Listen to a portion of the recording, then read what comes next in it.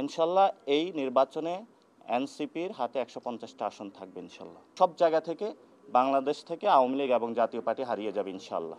আমরা ইতিমধ্যেই আপনারা জানেন, একটু আজকে যেহেতু অনেক সাংবাদিক ভাইরা রয়েছেন, এটা আমরা একটু ডিটেলসে বলে দেই। যেহেতু আপাতত রাজনৈতিক সিনারিওতে 3টা ব্লক হতে যাচ্ছে। একটা ইসলামিক ব্লক অলরেডি হয়ে গিয়েছে, আরেকটা হলো বিএনপির নেতৃত্বে একটা ব্লক হচ্ছে, আরেকটা হলো আমাদের নেতৃত্বে একটা ব্লক হচ্ছে। তো সেখানে আমরা যেহেতু বিএনপি না, এজন্য বিএনপির ব্লকও যাচ্ছে না। আমরা যেহেতু জামাত না, এজন্য জামাতের ব্লকও যাচ্ছে না। আমরা স্বতন্ত্র। আমরা এই গণ অভ্যুত্থানের সময় আমরা ইশতেহার দিয়েছিলাম, আমরা বলেছিলাম যে যেহেতু ফেসিবাদী ব্যবস্থার বিলোপ হয় নাই, আমাদের সামনে দীর্ঘ লড়াই রয়েছে। ফলত ওই জায়গা থেকে গত 15 বছরে যে তরুণরা আন্দোলন করেছিল, অনেকেই দল সৃষ্টি করেছিল, তারা অনেকেই সম্মত হয়েছেন এনসিপির ব্যানারে যোগ দেওয়ার জন্য। আমরা তাদের সাথে আলোচনা চলমান রেখেছি। এটা আমাদের সিদ্ধান্ত হয়েছে যে আমরা একসাথে একীভূত হয়ে কাজ করব। কিন্তু কি প্রক্রিয়াতে এটা হবে সেই বিষয়ে এখনও কথাবার্তা চলছে। যখন আমরা এটা সম্পূর্ণ করব, তখন আমরা আবারই আপনাদের সামনে এসে আপনাদের মারফতে আপনাদেরকেও এবং দেশবাসীকে ফাইনাল মেসেজটা জানাবো।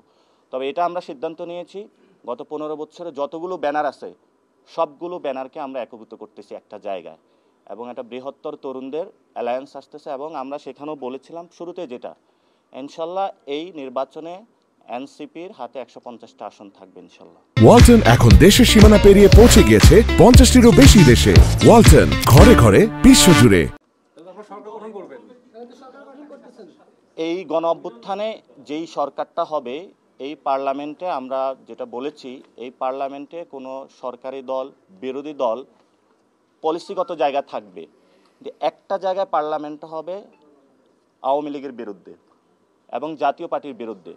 ফলত এই পার্লামেন্টে, এবং এটাও আমরা কনসিডারেশনে রেখেছি, যেখানে জামায়াত থেকে যারা তরুণরা দাঁড়াবে, যারা গণ অভ্যুত্থানে অংশগ্রহণ করেছিল, বিএনপি থেকেও যে তরুণ সমাজরা অংশগ্রহণ করবে, আমরা তাদেরকে বিভিন্ন জায়গায় যারা ভালো মানুষ তাদের প্রতি আমরা মৌন সাপোর্ট দিব। কিন্তু আমাদের যারা প্রার্থী থাকবেন আমরা কি প্রক্রিয়াগতভাবে বাছাই করব সেটাও আপনাদের সামনে আজকে স্পষ্ট করেছি। কিন্তু আমরা এটা দেশবাসীর সামনে স্পষ্ট করতে চাই, আগামীর যে সংসদটা হবে এখানে আওয়ামী লীগ থাকবে না, জাতীয় পার্টি থাকবে না।